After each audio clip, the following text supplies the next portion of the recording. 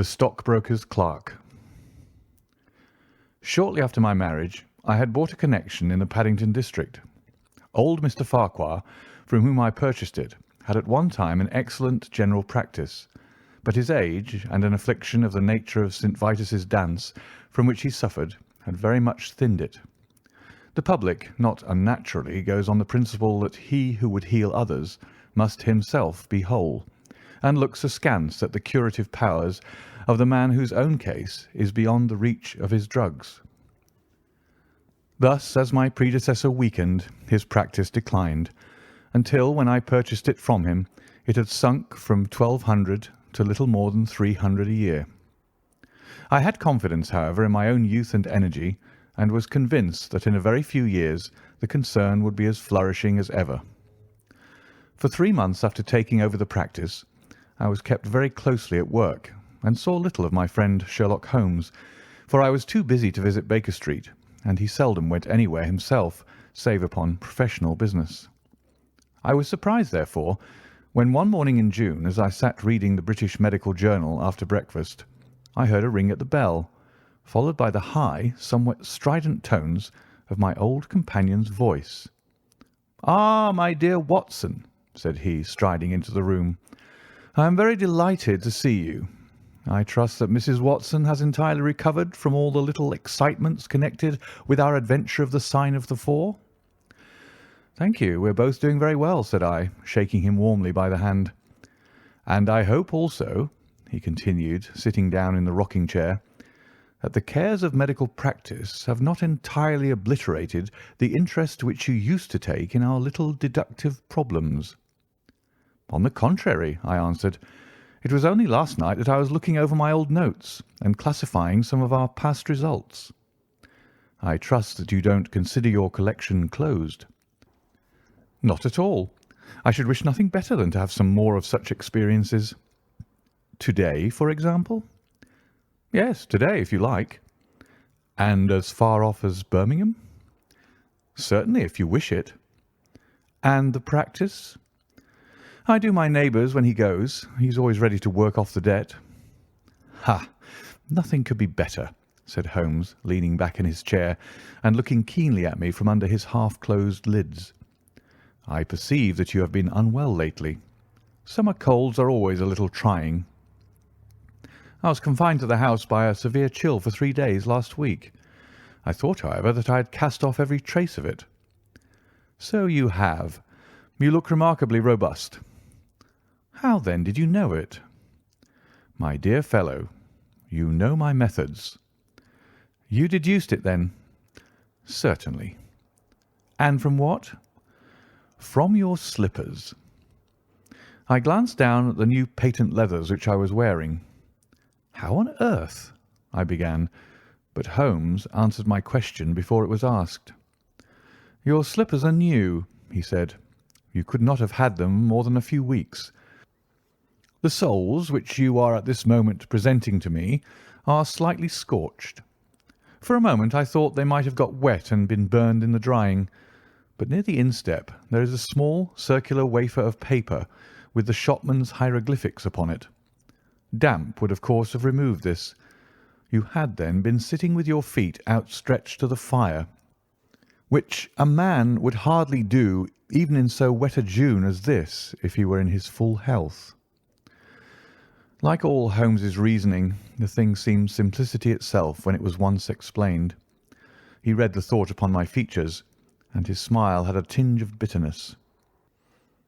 "I am afraid that I rather give myself away when I explain," said he. "Results without causes are much more impressive.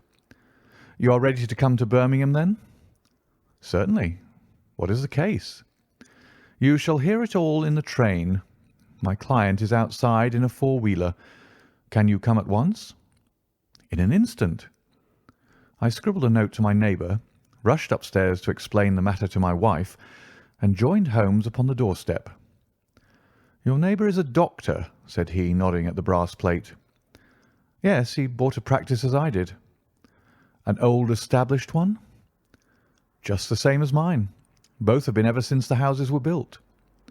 "Ah, then you got hold of the best of the two." I think I did. But how do you know? By the steps, my boy. Yours are worn 3 inches deeper than his. But this gentleman in the cab is my client, Mr. Hall Pycroft. Allow me to introduce you to him. Whip your horse up, cabby, for we have only just time to catch our train." The man whom I found myself facing was a well-built, fresh-complexioned young fellow, with a frank, honest face and a slight, crisp, yellow moustache. He wore a very shiny top hat and a neat suit of sober black, which made him look what he was, a smart young city man of the class who have been labelled cockneys, but who give us our crack volunteer regiments, and who turn out more fine athletes and sportsmen than any body of men in these islands. His round, ruddy face was naturally full of cheeriness, but the corners of his mouth seemed to me to be pulled down in a half-comical distress. It was not, however, until we were all in our first-class carriage and well started upon our journey to Birmingham that I was able to learn what the trouble was which had driven him to Sherlock Holmes. "We have a clear run here of 70 minutes," Holmes remarked. "I want you, Mr. Hall Pycroft, to tell my friend your very interesting experience exactly as you have told it to me, or with more detail if possible. It will be of use to me to hear the succession of events again. It is a case, Watson, which may prove to have something in it, or may prove to have nothing, but which, at least, presents those unusual and outre features which are as dear to you as they are to me. Now, Mr. Pycroft, I shall not interrupt you again." Our young companion looked at me with a twinkle in his eye. "The worst of the story is," said he, "that I should show myself up as such a confounded fool. Of course, it may work out all right, and I don't see that I could have done otherwise.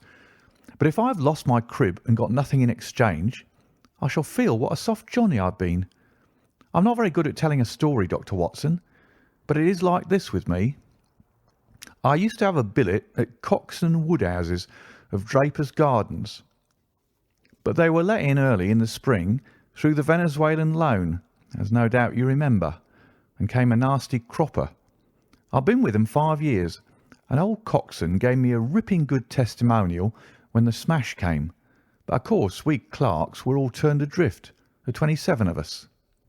I tried here and tried there, but there were lots of other chaps on the same lay as myself, and it was a perfect frost for a long time. I'd been taking £3 a week at Coxon's, and I'd saved about 70 of them, but I soon worked my way through that and out the other end.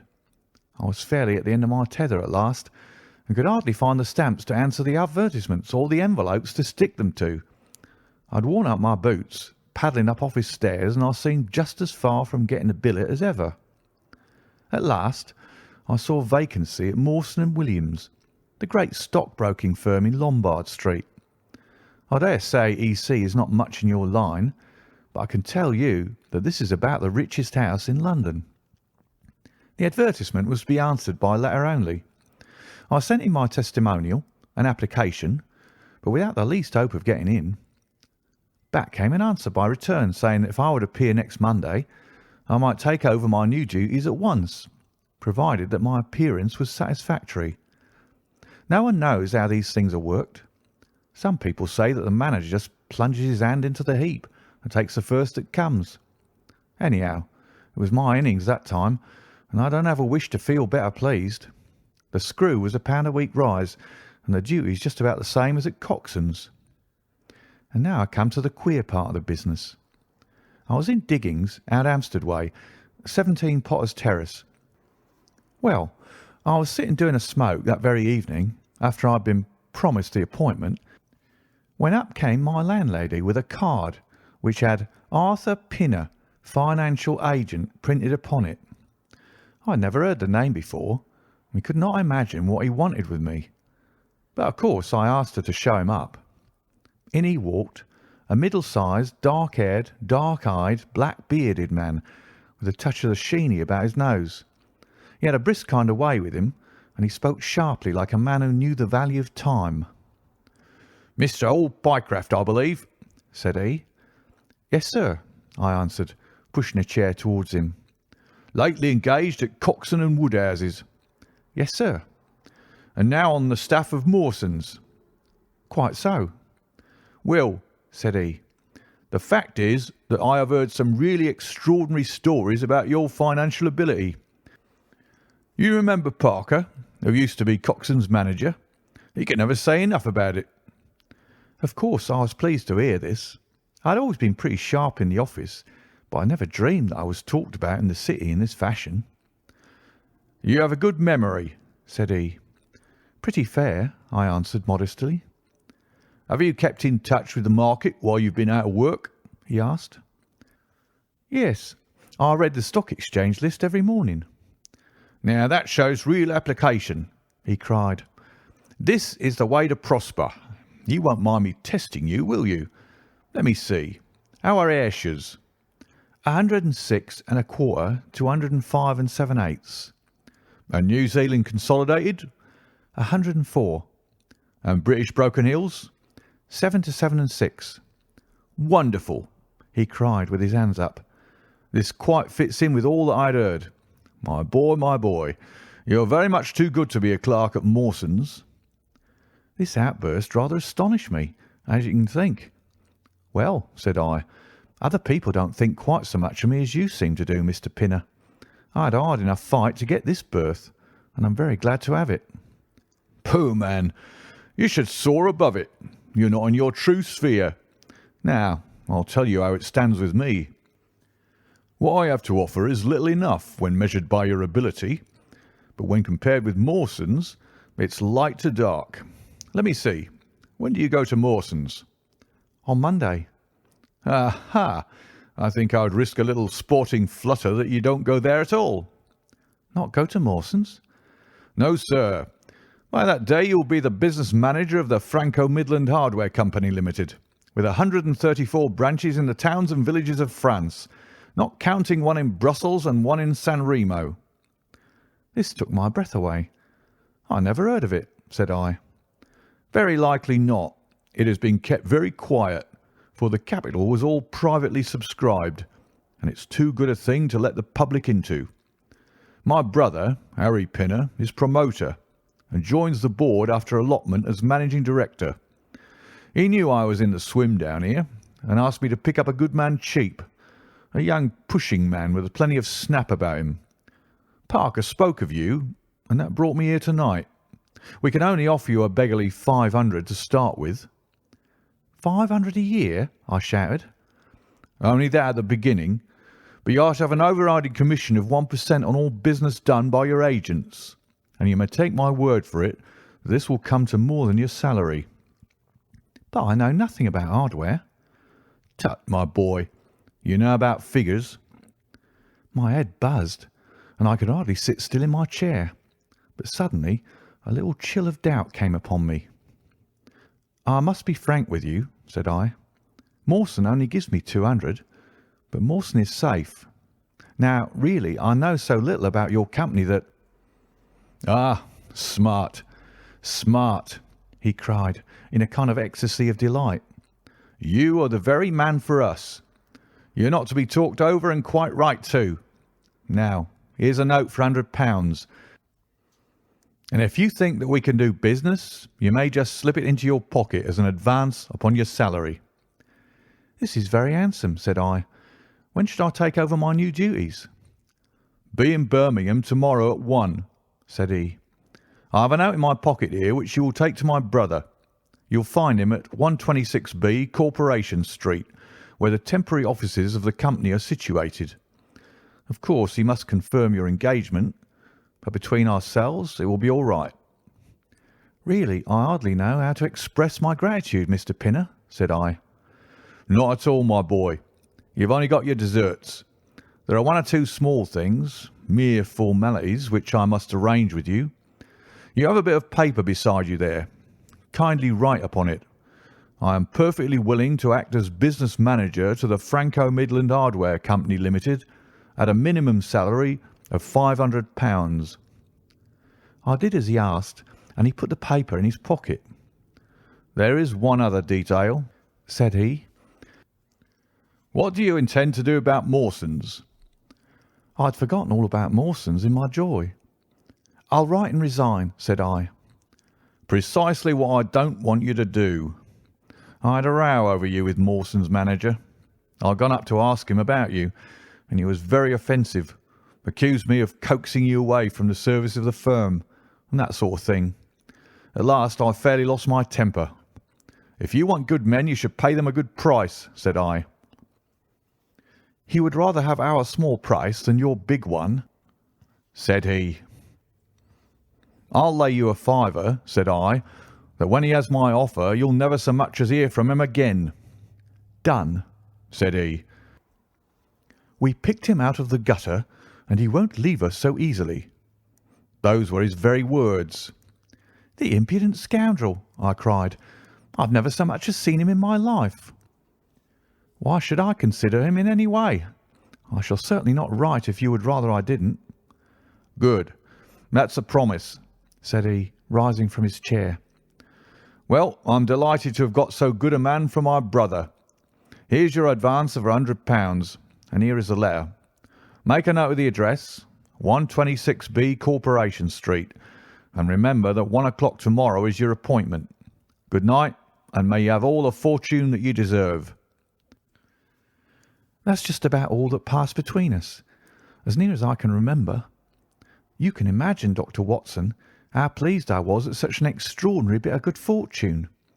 I sat up half the night, hugging myself over it, and next day I was off to Birmingham in a train that would take me in plenty time for my appointment. I took my things to a hotel in New Street, and then I made my way to the address which had been given me. It was a quarter of an hour before my time, but I thought that would make no difference. 126B was a passage between two large shops, which led to a winding stone stair, from which there were many flats let as offices to companies or professional men. The names of the occupants were painted at the bottom on the wall, but there was no such name as the Franco Midland Hardware Company. I stood for a few minutes with my eye in my boots, wondering whether the whole thing was an elaborate hoax or not, when up came a man and addressed me. He was very like the chap I'd seen the night before, the same figure and voice, but he was clean-shaven and his hair was lighter. "Are you Mr. Hall Pycroft?" he asked. "Yes," said I. "Oh, I was expecting you, but you're a trifle before your time. I had a note from my brother this morning in which he sang your praises very loudly." "I was just looking for the offices when you came." "We have not got our name up yet, for we only secured these temporary premises last week. Come up with me and we'll talk the matter over." I followed him to the top of a very lofty stair, and there, right under the slates, were a couple of empty, dusty little rooms, uncarpeted and uncurtained, into which he led me. I had thought of a great office with shining tables and rows of clerks, such as I was used to, and I dare say I stared rather straight at the two deal chairs and one little table, which, with a ledger and a waste paper basket, made up the whole furniture. "Don't be disheartened, Mr. Pycroft," said my new acquaintance, seeing the length of my face. "Rome was not built in a day, and we have lots of money at our backs, though we don't cut much dash yet in offices. Pray sit down and let me have your letter." I gave it to him, and he read it over very carefully. "You seem to have made a vast impression upon my brother Arthur," said he, "and I know that he is a pretty shrewd judge. He swears by London, you know, and I by Birmingham, but this time I shall follow his advice. Pray consider yourself definitely engaged." "What are my duties?" I asked. "You will eventually manage the great depot in Paris, which will pour a flood of English crockery into the shops of 134 agents in France. The purchase will be completed in a week, and meanwhile you'll remain in Birmingham and make yourself useful." "How?" For answer, he took a big red book out of a drawer. "This is a directory of Paris," said he, "with the trades after the names of the people. I want you to take it home with you and to mark off all the hardware sellers with their addresses. It will be of the greatest use to me to have them." "Surely they are classified lists," I suggested. "Not reliable ones. Their system is different from ours. Stick at it and let me have the list by Monday at 12. Good day, Mr. Pycroft. If you continue to show zeal and intelligence, you'll find the company a good master." I went back to the hotel with the big book under my arm and with very conflicting feelings in my breast. On the one hand, I was definitely engaged and I had £100 in my pocket.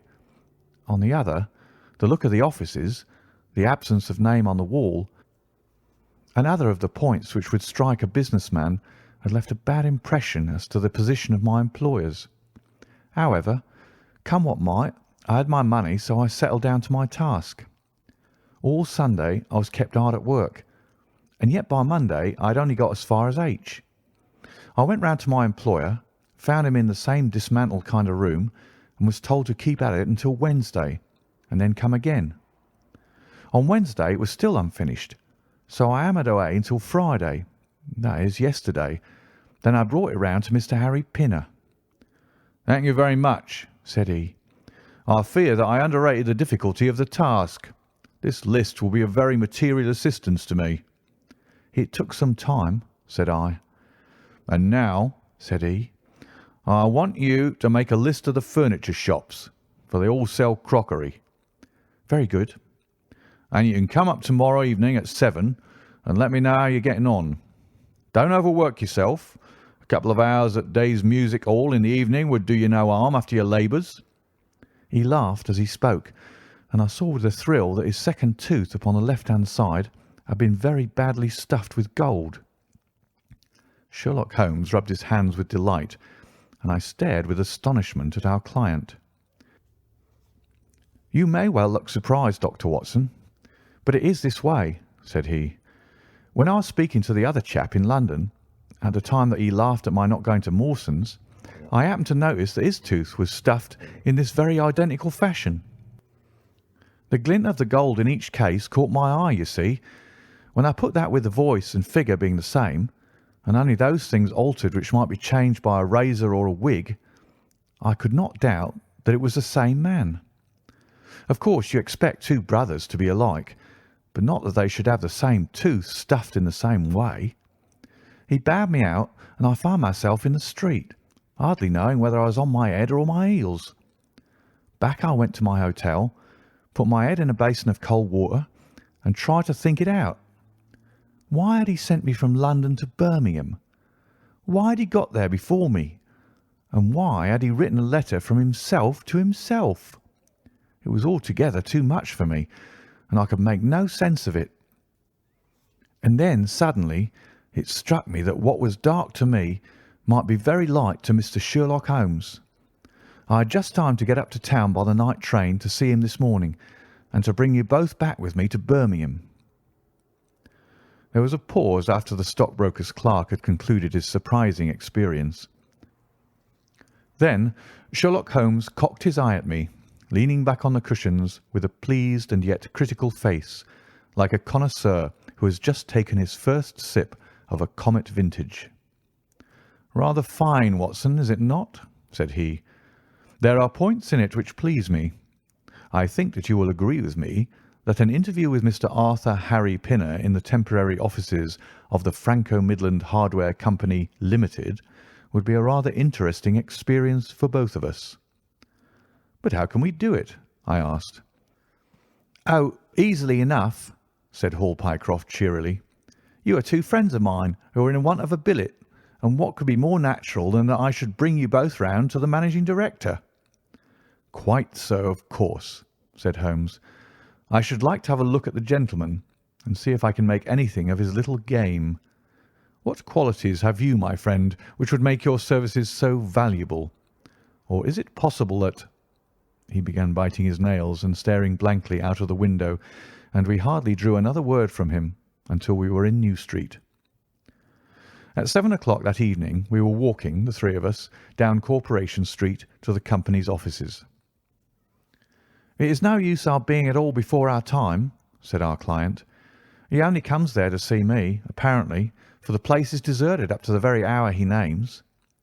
"That is suggestive," remarked Holmes. "By Jove, I told you so!" cried the clerk. "That's he walking ahead of us there." He pointed to a smallish, dark, well-dressed man who was bustling along the other side of the road. As we watched him, he looked across at a boy who was bawling out the latest edition of the evening paper, and running over among the cabs and buses. He bought one from him. Then, clutching it in his hand, he vanished through a doorway. "There he goes!" cried Hall Pycroft. "These are the company's offices into which he has gone. Come with me, and I'll fix it up as easily as possible." Following his lead, we ascended 5 stories until we found ourselves outside a half-open door at which our client tapped. A voice within bade us enter, and we entered a bare, unfurnished room such as Hall Pycroft had described. At the single table sat the man whom we had seen in the street, with his evening paper spread out in front of him, and as he looked up at us it seemed to me that I had never looked upon a face which bore such marks of grief, and of something beyond grief, of a horror such as comes to a few men in a lifetime. His brow glistened with perspiration, his cheeks were of the dull, dead white of a fish's belly, and his eyes were wild and staring. He looked at his clerk as though he failed to recognize him, and I could see by the astonishment depicted upon our conductor's face that this was by no means the usual appearance of his employer. "You look ill, Mr. Pinner," he exclaimed. "Yes, I'm not very well," answered the other, making obvious efforts to pull himself together and licking his dry lips before he spoke. "Who are these gentlemen whom you've brought with you?" "One is Mr. Harris of Bermondsey, and the other is Mr. Price of this town," said our clerk glibly. "They're friends of mine and gentlemen of experience, but they've been out of a place for some little time, and they hope that perhaps you might find an opening for them in the company's employment." Very possibly," cried Mr. Pinner with a ghastly smile. "Yes, I have no doubt that we shall be able to do something for you. What is your particular line, Mr. Harris?" "I am an accountant," said Holmes. "Oh, yes, we shall want something of the sort. And you, Mr. Price?" "A clerk," said I. "I have every hope that the company may accommodate you. I will let you know about it as soon as we come to any conclusion. And now I beg that you will go. For God's sake, leave me to myself." These last words were shot out of him as though the constraint which he was evidently setting upon himself had suddenly and utterly burst asunder. Holmes and I glanced at each other, and Hall Pycroft took a step towards the table. "You forget, Mr. Pinner, that I'm here by appointment to receive some directions from you," said he. "Certainly, Mr. Pycroft, certainly," the other resumed in a calmer tone. "You may wait here a moment, and there is no reason why your friends should not wait with you. I will be entirely at your service in 3 minutes, if I may trespass upon your patience so far." He rose with a very courteous air, and, bowing to us, he passed through a door at the farther end of the room, which he closed behind him. "What now?" whispered Holmes. "Is he giving us the slip?" "Impossible," answered Pycroft. "Why so?" "That door leads into an inner room." "There is no exit?" "None." "Is it furnished?" "It was empty yesterday." "Then what on earth can he be doing?" There is something which I don't understand in this manner. If ever a man was 3 parts mad with terror, that man's name is Pinner. What can have put the shivers on him? "He suspects that we're detectives," I suggested. "That's it, Mycroft." Holmes shook his head. He did not turn pale. "He was pale when we entered the room," said he. "It is just possible that—" His words were interrupted by a sharp rat-tat from the direction of the inner door. "What the deuce is he knocking at his own door for?" cried the clerk. Again, and much louder, came the rat-tat-tat. We all gazed expectantly at the closed door. Glancing at Holmes, I saw his face turn rigid, and he leaned forward in intense excitement. Then suddenly came a low, guggling, gargling sound, and a brisk drumming upon woodwork. Holmes sprang frantically across the room and pushed at the door. It was fastened on the inner side. Following his example, we threw ourselves upon it with all our weight. One hinge snapped, then the other, and down came the door with a crash. Rushing over it, we found ourselves in the inner room. It was empty. But it was only for a moment that we were at fault. At one corner, the corner nearest the room which we had left, there was a second door. Holmes sprang to it and pulled it open. A coat and waistcoat were lying on the floor, and from a hook behind the door, with his own braces round his neck, was hanging the managing director of the Franco-Midland Hardware Company. His knees were drawn up, his head hung at a dreadful angle to his body, and the clatter of his heels against the door made the noise which had broken in upon our conversation. In an instant I had caught him around the waist and held him up while Holmes and Pycroft untied the elastic bands which had disappeared between the livid creases of skin.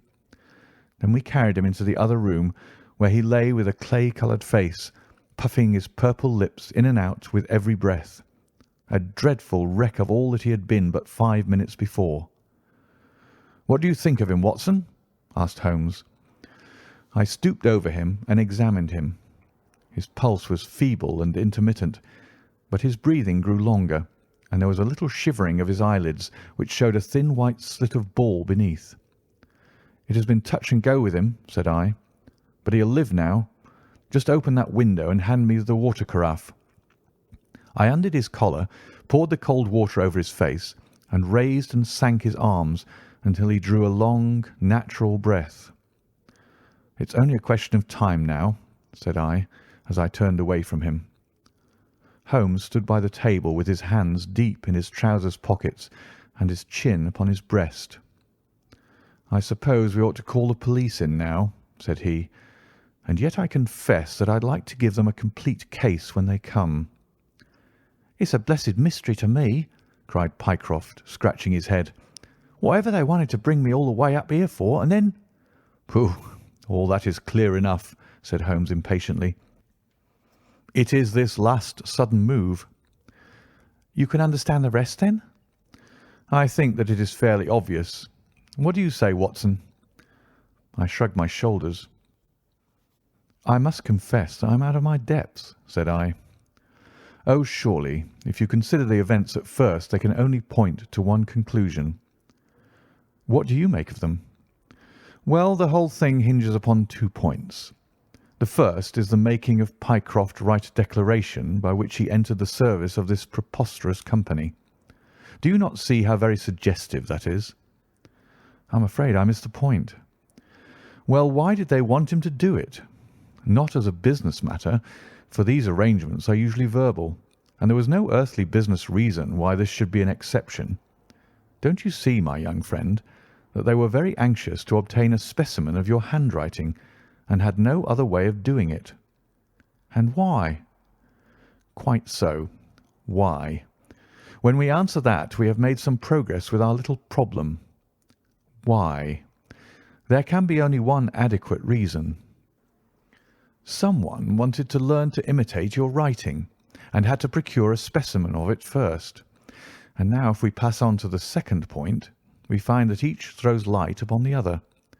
That point is the request made by Pinner that you should not resign your place, but should leave the manager of his important business in the full expectation that a Mr. Hall Pycroft, whom he had never seen, was about to enter the office upon the Monday morning." "My God!" cried our client. "What a blind beetle I've been!" "Now you see the point about the handwriting. Suppose that someone turned up in your place who wrote a completely different hand from that in which you had applied for the vacancy. Of course, the game would have been up. But in the interval the rogue had learned to imitate you, and his position was therefore secure, as I presume that nobody in the office had ever set eyes upon you." "Not a soul," groaned Hall Pycroft. "Very good. Of course, it was of the utmost importance to prevent you from thinking better of it, and also to keep you from coming into contact with anyone who might tell you that your double was at work in Mawson's office. Therefore, they gave you a handsome advance on your salary, and ran you off to the Midlands, where they gave you enough work to do to prevent you going to London, where you might have burst their little game up. That is all plain enough." "But why should this man pretend to be his own brother?" "Well, that is pretty clear also. There are evidently only 2 of them in it. The other is impersonating you at the office. This one acted as your engager, and then found that he could not find you an employer without admitting a third person into his plot. That he was most unwilling to do. He changed his appearance as far as he could, and trusted that the likeness, which you could not fail to observe, would be put down to a family resemblance. But for the happy chance of the gold stuffing, your suspicions would probably never have been aroused." Hall Pycroft shook his clenched hands in the air. "Good Lord!" he cried. "While I've been fooled in this way, what has this other Hall Pycroft been doing at Mawson's? What shall we do, Mr. Holmes? Tell me what to do." "We must wire to Mawson's." "They shut at 12 on Saturdays." "Never mind. There may be some doorkeeper or attendant."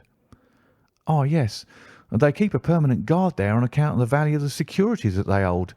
I remember hearing it talked of in the city." "Very good. We shall wire to him and see if all is well and if a clerk of your name is working there. That is clear enough. But what is not so clear is why at the sight of us one of the rogues should instantly walk out of the room and hang himself." "The paper!" croaked a voice behind us. The man was sitting up, blanched and ghastly, with returning reason in his eyes, and hands which rubbed nervously at the broad red band which still encircled his throat. "The paper! Of course!" yelled Holmes, in a paroxysm of excitement. "Idiot that I was! I thought so much of our visit that the paper never entered my head for an instant. To be sure, the secret must be there." He flattened it upon the table, and a cry of triumph burst from his lips. "Look at this, Watson!" he cried. "It is a London paper, an early edition of the Evening Standard. Here is what we want. Look at the headlines. 'Crime in the City. Murder at Mawson and Williams. Gigantic attempted robbery. Capture of the criminal.' Here, Watson, we are all equally anxious to hear it, so kindly read it aloud to us."